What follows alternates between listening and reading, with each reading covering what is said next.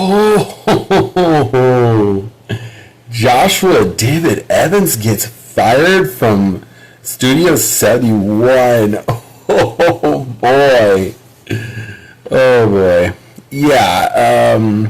Also, it doesn't help that Joshua David Evans made a 3.5 minute video basically saying goodbye, and all he shows you is him textualizing what he did in the last few weeks. It just baffles me that this guy thinks it's all fun and games. It's not, okay? And it's despicable. But it's kind of funny how the whole time that Adam McIntyre was at VidCon, he hanged out with his friend Kat, and sorry if I mentioned her name, but in this video, but like literally, there's a whole bunch of other things I need to address. Okay, so there was a guy who basically, he goes by the name of Smudge, and he was doing a couple hit pieces on Adam McIntyre even before VidCon even started, and it is so baffling that this guy actually was getting a shout out from Galvin himself. And Galvin, if you're watching this, please note this. You shouldn't give a UK YouTuber who did 2 hit pieces on Adam McIntyre praise, because one, if Smudge gave a shit, he would have done his research, and he basically would have went after Josh for having a huge temper tantrum at the age of 42. And I know, because I'm 42, and this is embarrassing for me, because I am the same age as Josh. And it's so embarrassing that this guy was going to confront Adam McIntyre at VidCon, and Adam McIntyre had a security detail tell him that he was going to keep watch over the fact that Joshua David Evans was going to try to go to VidCon, and he wasn't even part of the whole thing. And apparently, I guess, once Studio 71 figured out that Joshua David Evans was starting stuff with Adam McIntyre and Galvin and, such, Studio 71 decided to give Joshua David Evans the pink slip. That is very embarrassing. That is very embarrassing. I'm 42 years old, the same age as him, and he pulls this little meltdown in front of the drama community. And I mean, I'm not a drama YouTuber, but this is kind of baffling how Joshua David Evans would open his mouth and say all this crazy shit. It just pisses me off. And I've been, and I'm just baffled at what he said in his video. In the video, he said he discovered YouTube in 2008. Well, I knew about YouTube in 2005, but I never took it serious. And then when I was like, okay, maybe I'll go check out the website in June of 2008, and he's talking about he discovered it in 2008. Well, yeah, you did, but you did it the very same time I was deciding to go watch videos for the first time, which was like, yeah, I know, it's crazy, because, yeah, I didn't really take YouTube serious in the first 3 years, and I was like, well, maybe I'll go check out a video from the site, and wow, I was so mad at myself, because I was like, man, I wish I could make a channel on this. But maybe it was just because I didn't know how to make an email at the time. But also another thing was basically, what is so baffling is that he says right in the video, Galvin, I'm sorry.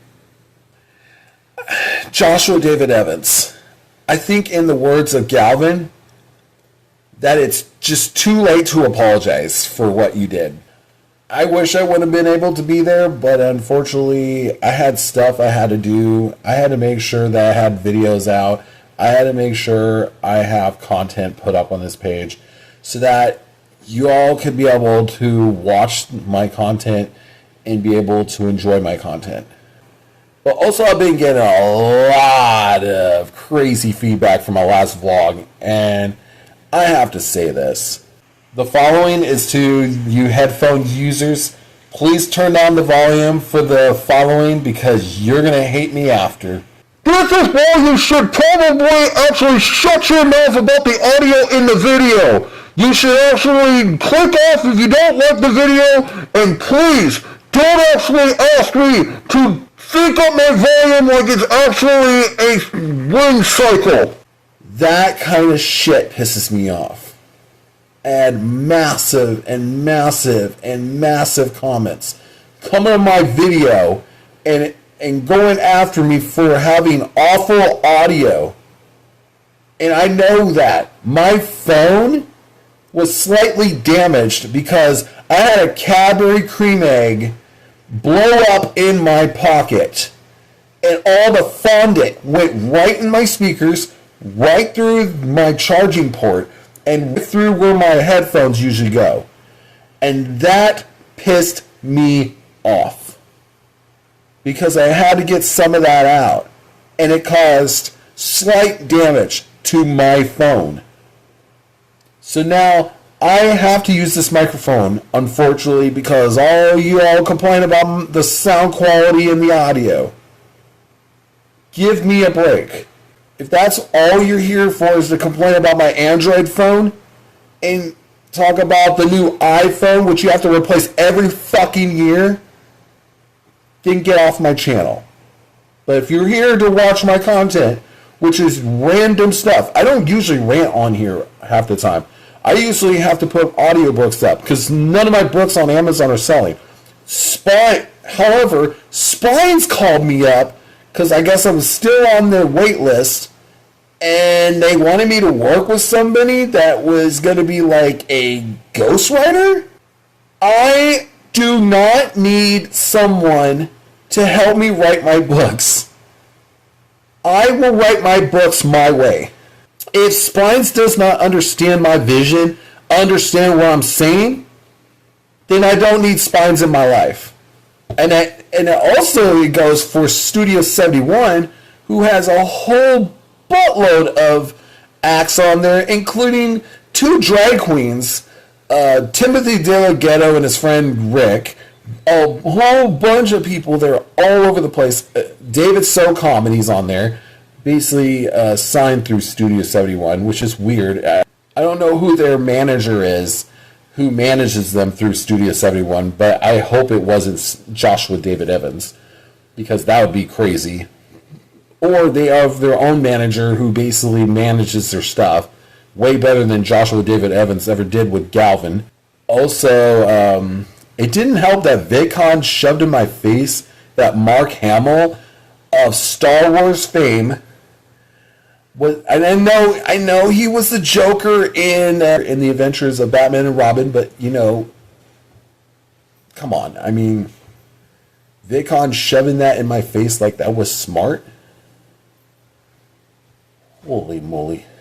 I've always wanted to meet Mark Hamill in real life, and I thought that was the biggest slap in the face. And if this is what VidCon does, then it just proves my point that they're still the underage drunk cousin, and they couldn't get their shit together.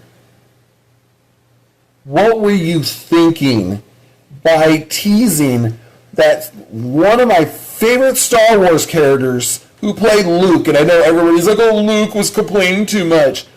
Here's the thing, though.